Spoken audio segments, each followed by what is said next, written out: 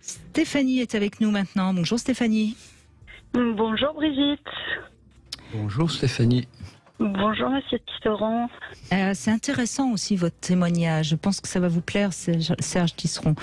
Vous dites que vous êtes quelqu'un de positif et vous occultez les problèmes. C'est ça ? Oui, j'ai tendance à faire de la sorte. Je pense, comme je disais, c'est comme un footing, une petite course avec des petites choses que je vais les remarquer, mais disons que je vais pas y mettre l'accent dessus. Je vais vite les occulter et faire semblant qu'en fait toutes ces Il n'y a pas de problème. petits soucis ne sont pas là. Voilà, c'est ça. Oui, Serge Tisserand, qu'est-ce que vous diriez ? Oui, alors il ne faut pas confondre ne pas dramatiser quelque chose et être dans le déni de cette chose.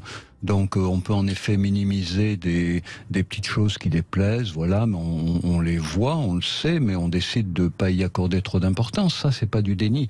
Le problème du déni, c'est si ces choses-là qui nous plaisent pas grossissent. Le déni, ça consiste à dire elles n'existent pas. Je me trompe en pensant qu'elles existent. Je vais essayer de trouver des arguments pour me convaincre qu'elles n'existent pas.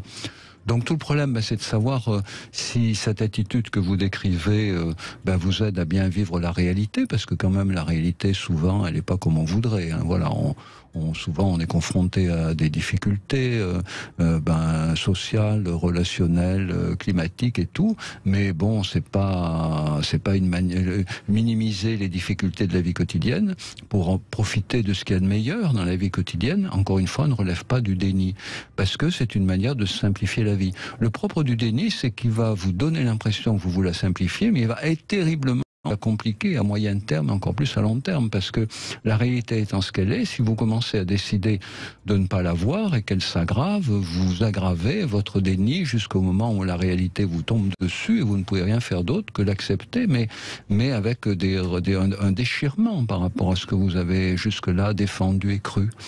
Donc voilà, je vous connais pas, hein, Stéphanie, donc je vous ai pas côtoyé dans la vie quotidienne, mais ce que vous décrivez tel que vous le décrivez ne me paraît pas relever du déni, ne me paraît pas problématique. Non, c'est plutôt en effet une bonne manière de voir la vie avec son côté plutôt positif, la bouteille à moitié pleine. Là, par exemple, je vais vous donner un petit exemple qui serait un déni. Imaginez que vous avez un petit peu mal à une dent quand vous buvez de l'eau glacée ou etc. Si vous êtes dans le déni en disant c'est pas grave, ça va finir par une carie. Et ce serait bête d'être dans un petit déni. Ce serait pas très grave quand même, parce qu'une fois que vous aurez vraiment très mal, vous irez chez le dentiste.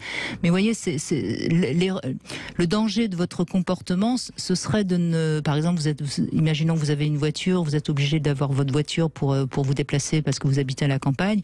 Vous entendez un petit bruit qui se répète, être dans le déni de ce petit bruit en disant c'est pas grave, à un moment donné, vous allez tomber en panne. Vous voyez, voilà, mais en même temps, au début, c'est normal d'ignorer. Bon, vous savez, des fois ça m'arrive d'avoir mal à une dent. En fait, c'est pas une dent, c'est la gencive qu'il y a dessous. Vous savez, donc je fais des bains de bouche, puis ça passe. Donc je m'inquiète pas trop au jour le jour. Je commence à m'inquiéter quand les choses durent. Voilà. Et là, je commence à m'inquiéter. Donc c'est vrai que pour pas vivre trop mal, il faut éviter de dramatiser des petites choses. Voilà, d'être hypochondriaque. J'ai un peu mal à une dent. Oh là là, c'est une carie. Il faut que j'ai un rendez-vous d'urgence. Il n'y a pas de dentiste en urgence. Comment je vais faire ? Je vais aller à l'hôpital. Bon, là, c'est l'enfer. Donc c'est normal d'attendre un peu. Vous savez, le corps se dérègle et se re-règle. Il a une capacité à se reconstruire, moi, qui m'étonne toujours. Et puis la vie sociale aussi. Hein. On éprouve une situation difficile avec un conjoint, une conjointe. Il ne faut pas forcément tout de suite se sentir terriblement rejeté. Voilà, c'est plus comme avant. Il ne m'aurait pas parlé comme ça il y a un an. Non, après les choses peuvent recommencer. Par contre, si la situation de crise se reproduit régulièrement, et si régulièrement on se dit ça va changer, là on rentre dans le déni. Donc dans votre cas, j'ai pas l'impression que ce soit ça. Vous êtes capable.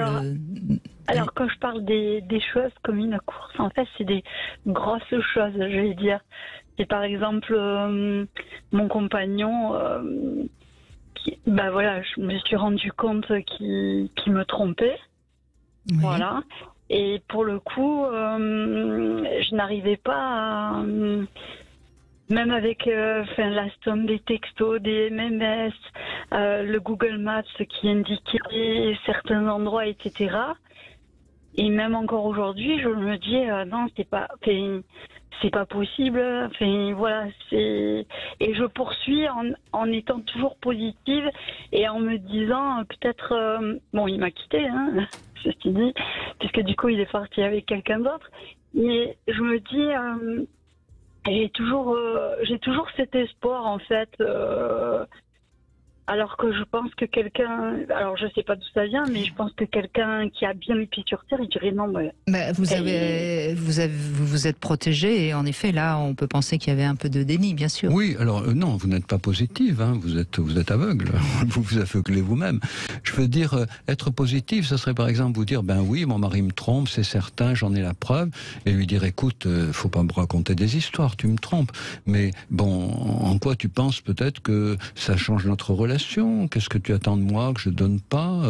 Qu'est-ce que cette relation que tu as par ailleurs t'apporte, que je ne t'apporte pas? Et à ce moment-là, si vous voulez, le fait qu'il vous trompe peut permettre de mettre à plat un certain nombre de choses qui font évoluer votre relation. Mais si vous vous repliez sur vous-même en vous disant il me trompe, mais pensons positif, non, il ne me trompe pas, c'est pas de la positivité, c'est de l'aveuglement. Absolument. Donc là, on est en effet dans le déni. Et je crois qu'on va continuer avec Patrick justement dans cet aveuglement, il me semble. Merci Stéphanie, en tout cas on fait une toute petite pause et on se retrouve avec les hommes aussi peuvent être dans le déni et c'est bien qu'on termine par un homme parce qu'on a eu beaucoup de femmes finalement